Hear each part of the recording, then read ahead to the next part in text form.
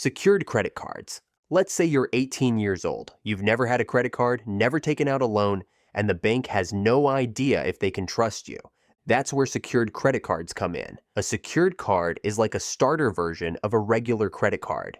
The key difference? You pay a deposit up front. Usually, it's around $200 to $500. That deposit becomes your credit limit. If you put down $250, your limit is $250. You're not spending that deposit. It just sits with the bank as insurance. You still have to pay off what you spend, just like a normal card. Let's say you buy $50 worth of gas. That's now a $50 balance. You pay it off before the due date, and it gets reported to the credit bureaus. That payment builds your credit. The most important part? It shows up on your credit report just like a real card. No asterisks, no disclaimers. The system sees it as a credit card, not training wheels. This means you're actively building payment history and lowering your utilization rate if you don't max it out. And here's the best part. After a few months of consistent on-time payments, the card issuer might upgrade you to a regular, unsecured credit card. Some issuers even return your deposit automatically. If they don't, you can close the account and get the deposit back, assuming you've paid off your balance in full. Now, here's what not to do. Don't max out the card. If your limit is $250, don't spend $240. That's almost 100% utilization, and it tanks your score. Instead, spend small, maybe $20 to $50 a month, on recurring things you already pay for, like a Netflix subscription or gas. Then pay it off in full every single month. No minimum payments, no balances carried over. Also, don't open multiple secured cards at once. One is enough to start. And lastly, make sure the card you're applying for actually reports to all three credit bureaus: Experian, Equifax, and TransUnion. Some off-brand cards don't report, which makes them useless for building credit. So, to recap, you pay a deposit. You get a card with a matching limit. You use it responsibly. It reports to the bureaus. You build credit history. Then you upgrade or close it and move on. That's a secured credit card. By the way, I'm going to be posting a lot here, so it would mean a lot if you subscribed and dropped a like for the algorithm. Authorized user. Imagine you have zero credit and no way to get approved for your own card. But your mom? Or your older brother? They've had a credit card for 10 years, never missed a payment, and always keep the balance low. If they add you as an authorized user, you instantly benefit from their history. Here's how it works. They call their credit card company, or log in online, and add your name as an authorized user. It takes 5 minutes. You don't need to provide income, credit score, or even use the card.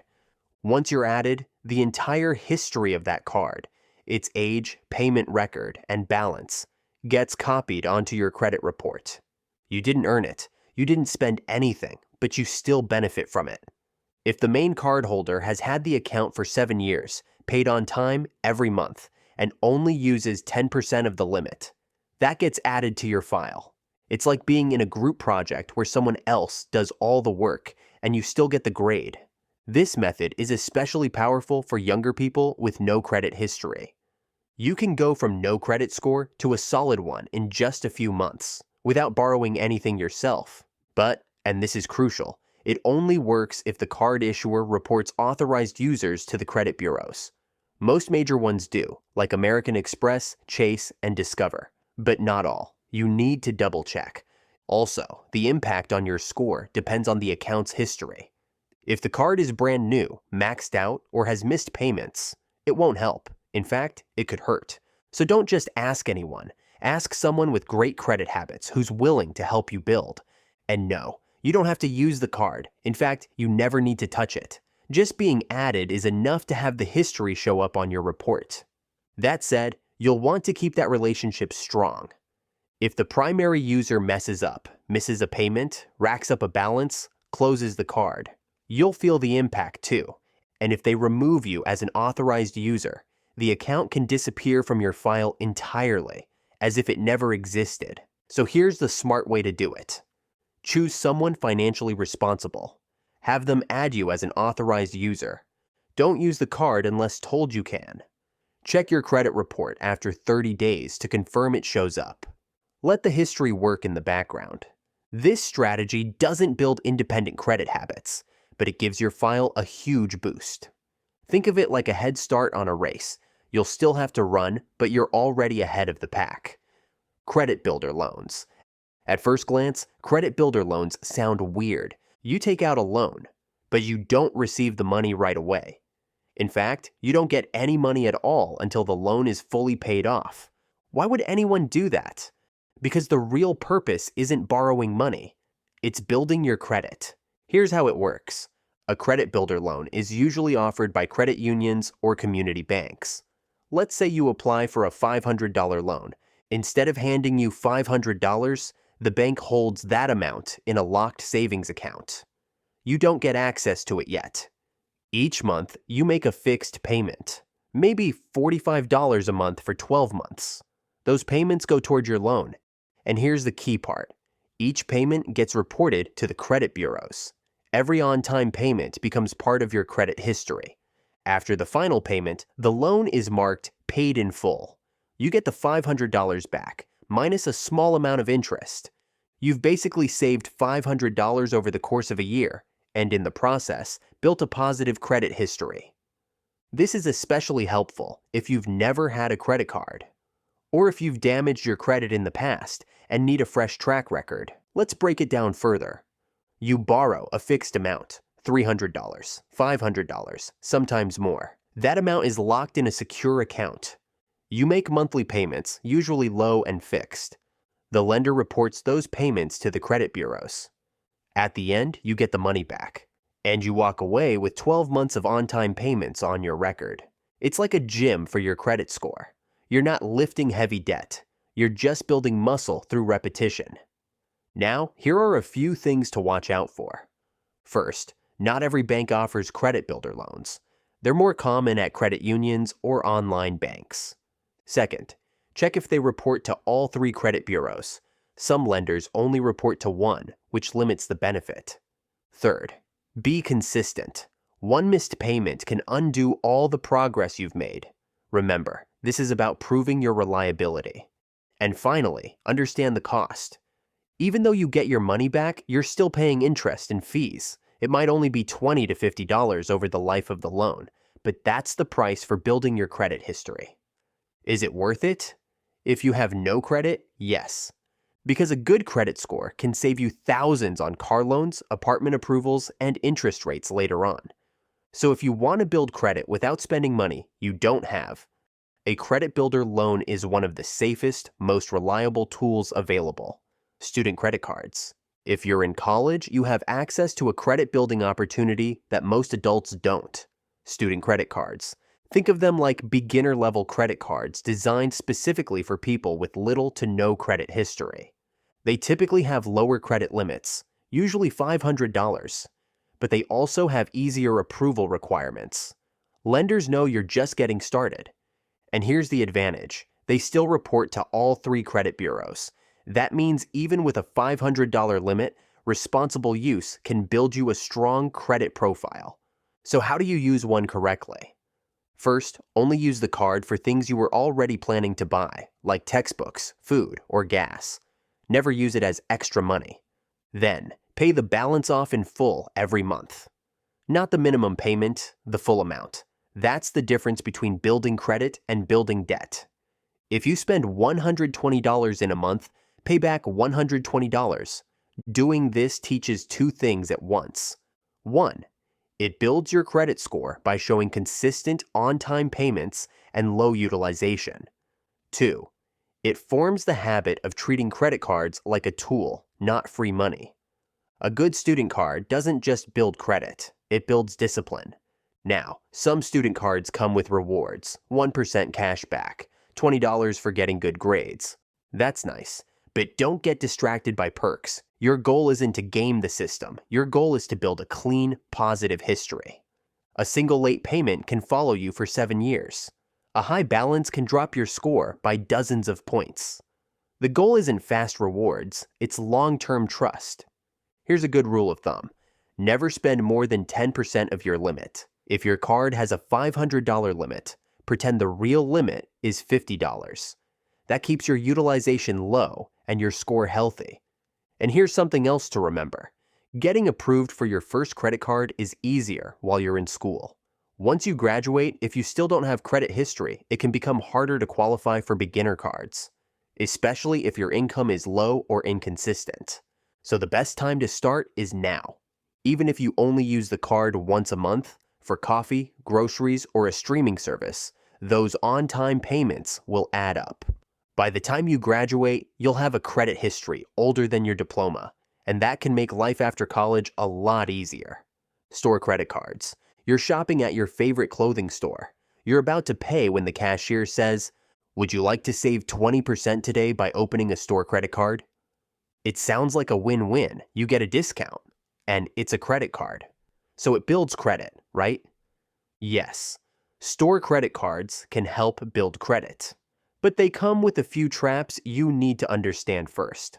Let's start with how they work. Store cards, also called retail credit cards, are issued by banks but branded for specific stores. You can only use them at that store or a small network of affiliated brands. For example, a Gap card might also work at Old Navy and Banana Republic. A Target card works only at Target. A Home Depot card works only at Home Depot. They're generally easier to get approved for than normal credit cards. That's why they're pushed so hard at checkout. Retailers want more customers locked into their ecosystem.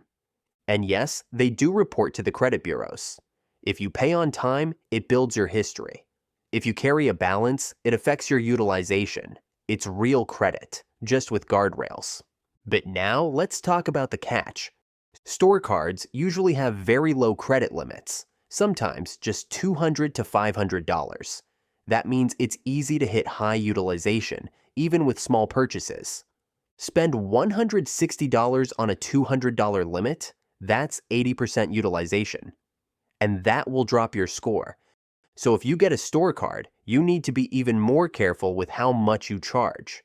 Keeping it under 10% of the limit might mean using it once a month for socks, and then paying it off immediately. The second trap? Interest rates. Retail cards often have extremely high APRs, sometimes 27%, 29%, even 30%. If you miss a payment or carry a balance, your purchase gets way more expensive over time. Let's say you bought a $100 jacket and only make minimum payments.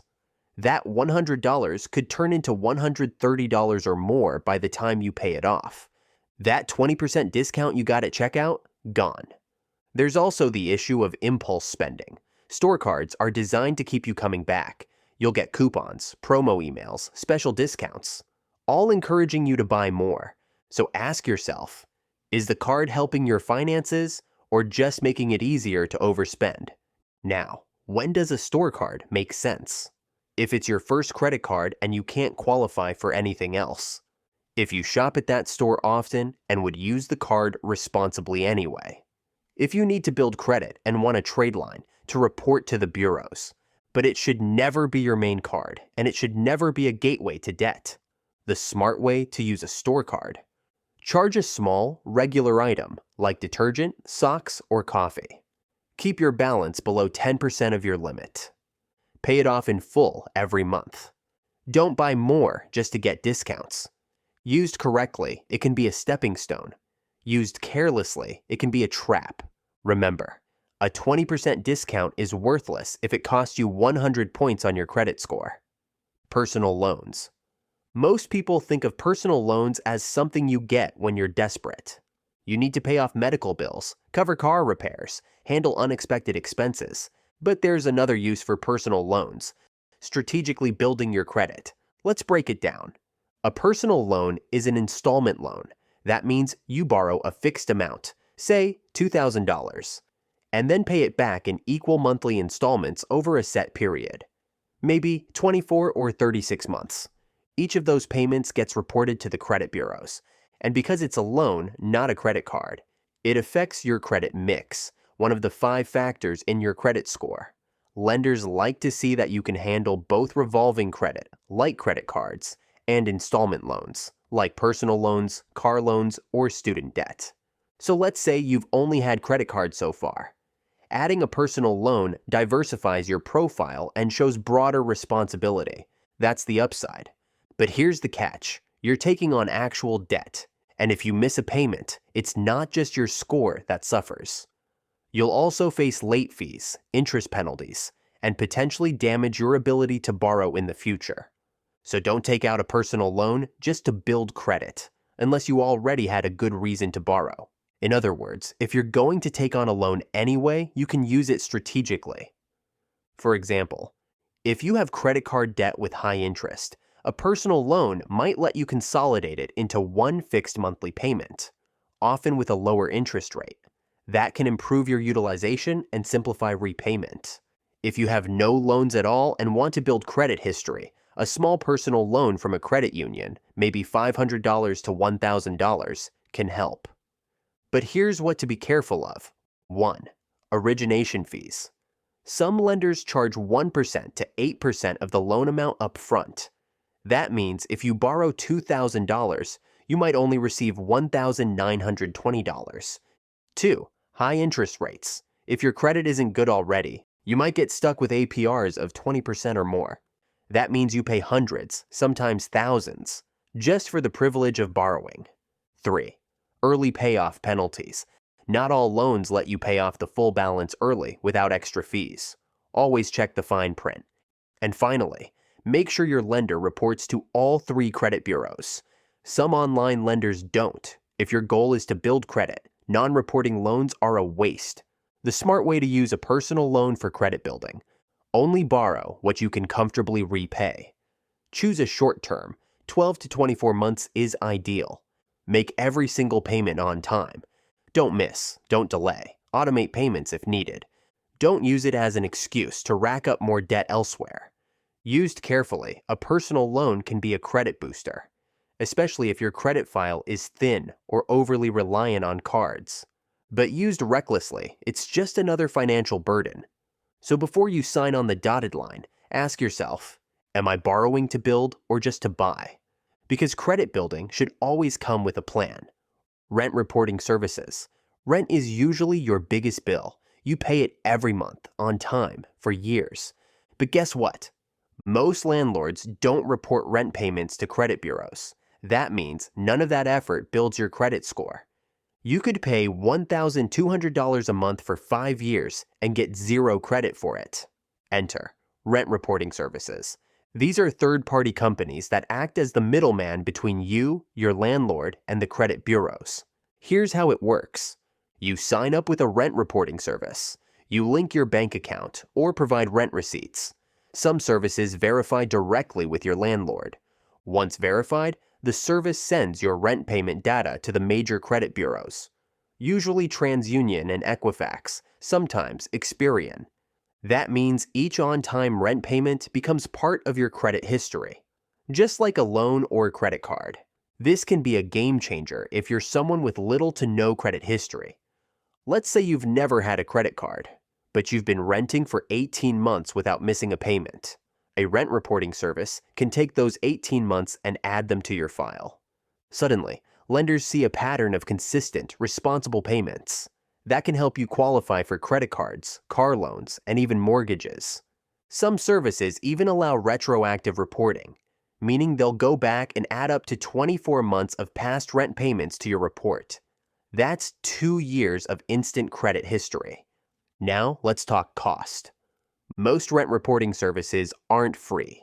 You'll pay somewhere between $5 to $15 a month for ongoing reporting.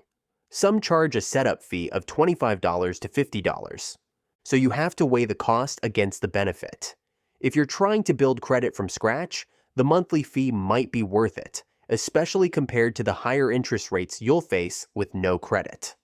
Also, double-check if your landlord or property manager already offers rent reporting. Some apartment complexes partner with services for free, and you might already be eligible. Lastly, be honest with yourself. Are you paying rent on time every month?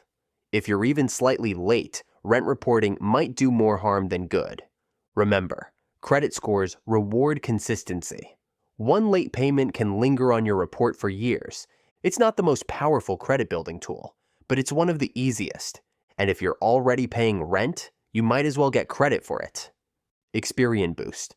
Most people think only loans and credit cards affect your credit, but what if your Netflix subscription, your phone bill, or even your utility payments could help raise your score? That's exactly what Experian Boost does. It's a free tool from Experian, one of the 3 major credit bureaus, that lets you add qualifying non-credit bills to your credit file. Let's walk through how it works. First, you sign up at Experian's website and link your bank account. Boost scans your transactions and looks for recurring payments tied to things like cell phone bills, electric, water, and gas bills, streaming subscriptions like Netflix, Hulu, or Disney+. If you've been consistently paying these bills on time for the last 3 to 24 months, Boost adds them to your Experian credit report, and only your Experian report. Now, here's the interesting part. These types of bills normally don't affect your credit score at all. Lenders can't see them. But with Boost, they suddenly count as on-time payments. And that can give your score a jump, sometimes instantly. Most users see a modest increase, maybe 10 to 20 points. But if you have thin credit, it can be more dramatic. Here's an example. Say you've been paying your Verizon bill on time for 18 months. That doesn't show up on your credit report until you activate Boost. Now it does. That payment history helps strengthen your score. Or maybe you've had a Netflix account since 2020. You've never missed a payment. Boost turns that into a sign of financial reliability. But keep in mind, Boost only affects your Experian score, not TransUnion, not Equifax. So some lenders won't see it. And if you stop making those payments or cancel those subscriptions, the boosted data could be removed, potentially lowering your score back down. It also won't work if you pay your bills in cash or with a different bank account. It needs a digital trail to verify. So, how do you use it smartly? Link your main checking account with regular bill payments. Keep those services active and paid on time. Check your Experian score before and after for changes. Don't rely on Boost alone. It's just a supplement. It takes 5 minutes to set up, it's free, and you can remove it anytime. Paying existing debts. Sometimes, the best way to build credit isn't to open something new. It's to fix what's already there. If you already have a credit card, a loan, or any other debt that shows up on your credit report, managing that existing debt the right way can lead to quick and meaningful improvements in your score. Let's start with credit card balances, because they have a huge impact. Remember earlier when we mentioned credit utilization? It makes up 30% of your credit score. That's almost 1/3. If you have a card with a $1,000 limit and your balance is $800, that's 80% utilization. Even if you make every payment on time, that high usage drags your score down. Now imagine you pay that balance down from $800 to $200. Your utilization drops from 80% to 20%. That one move alone could boost your score by 30, 40, or even 50 points, depending on the rest of your file. And the best part? This is one of the fastest ways to raise your score. The change can be reflected as soon as your card issuer reports the new balance, often within 30 days. Now, let's talk about installment loans, like personal loans, car loans, and student loans. These don't impact utilization, but paying them down early doesn't always help your score. In fact, it can sometimes hurt your credit mix and credit age if it's your only loan and you close it. That means if your goal is to build credit, you should keep paying installment loans on time, but you don't need to rush to zero unless you're trying to free up cash. That said, if you're behind on any debt, catching up is your top priority. Late payments, charge-offs, or collections hit your score harder than almost anything else. But paying them off, even late, can stop further damage and start the slow process of recovery. In some cases, paying down an account that's been sent to collections might not raise your score immediately, but lenders will still look more favorably at a paid account than one left in limbo. A few smart strategies. Target high utilization cards first. A card that's nearly maxed out is a red flag to lenders. Ask for credit line increases. Sometimes you can reduce your utilization without paying anything, just by getting a higher limit. Use the snowball or avalanche method. Snowball, pay off the smallest debt first. Avalanche, pay off the highest interest debt first. Both work. Pick what motivates you more. Make multiple payments per month.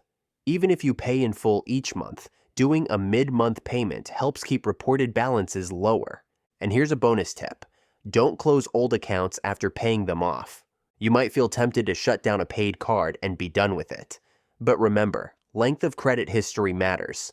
That card might be helping your score just by staying open. Paying off debt doesn't just save you money and interest. It shows the credit system that you can be trusted to handle financial responsibility. It tells lenders, I take care of what I already owe. I don't need more to prove myself. And that is one of the most powerful credit-building statements you can make. Avoiding hard inquiries. You find a new credit card with great rewards. You apply online. Boom, your credit score drops by 5 points. Why? Because of something called a hard inquiry. Let's break it down. A hard inquiry, also called a hard pull, happens when a lender checks your credit report to decide whether or not to approve you for a new credit product. This includes credit card applications, personal loans, auto loans, mortgages, even some apartment rentals or phone financing. It's a formal request that says, we want to look at your credit because you're asking to borrow money.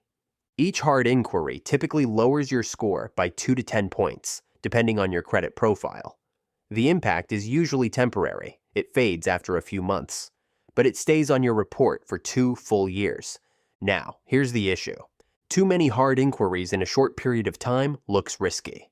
It makes lenders think, why are you applying for so much credit all at once?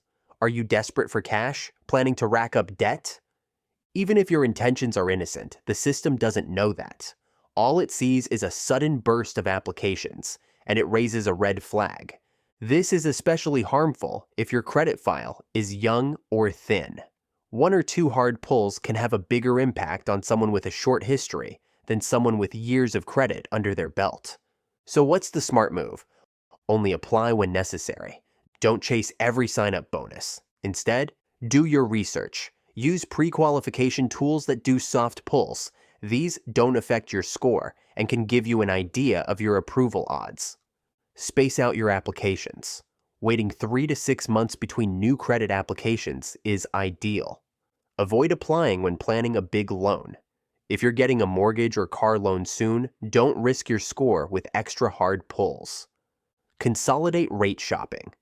If you're comparing rates for a car loan or mortgage, multiple inquiries within a 14 to 45 day window, depending on the scoring model, are usually treated as a single inquiry. That's called a deduplicated inquiry window.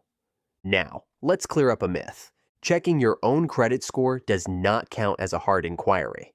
That's a soft pull, so feel free to check it as often as you want. Monitoring your credit. Imagine trying to lose weight without ever stepping on a scale, or trying to save money without checking your bank balance. That's what it's like to build credit without monitoring it. If you want to raise your credit score, you need to track it actively, not just guess whether it's going up. There are 2 things to keep an eye on. 1. Your credit score. 2. Your credit report. Let's start with the score. Your credit score is a snapshot. It changes based on your behavior when you pay bills, open accounts, carry balances, or close cards. Thankfully, there are plenty of tools that let you check your score for free. Credit Karma. Experian.com. Most major banks and credit cards now offer score tracking directly in their apps. These scores are usually Vantage Score, which isn't exactly the same as FICO, but it's close enough to track trends. You don't need to obsess over every single point. What matters is the direction. Is your score trending up month to month? Are there big drops after you apply for credit? Are you seeing steady progress as you pay down balances? Now, on to the second part, your credit report. This is the actual file that lenders see. It shows all open and closed accounts, payment history, balances, credit limits, hard inquiries, collections, charge-offs, and defaults. It's like a resume for your financial life, and by law, you can access all 3 of your credit reports for free once a year at annualcreditreport.com. No gimmicks, no fees. When you check your report, you're not just looking at numbers, you're hunting for errors, and they're more common than you think. Mistaken addresses, duplicate accounts, payments marked late that weren't, even accounts that don't belong to you at all. A Federal Trade Commission study found that 1 in 5 people had at least one error on their report. That's millions of people paying more for credit because of someone else's mistake. If you find an error, dispute it directly with the Bureau. They're legally required to investigate and correct anything they can't verify. Even one fixed error can raise your score by dozens of points. Building credit isn't just about what you do, it's also about what you watch. Because if something goes wrong, an error, a missed payment, identity theft, you want to know immediately, not 6 months later when you get denied for a car loan. So check your score often and treat your credit profile like a living, breathing part of your financial future. Because it is. If you enjoyed this, I'm going to be posting a lot here, so it would mean a lot if you subscribed. Thanks for watching.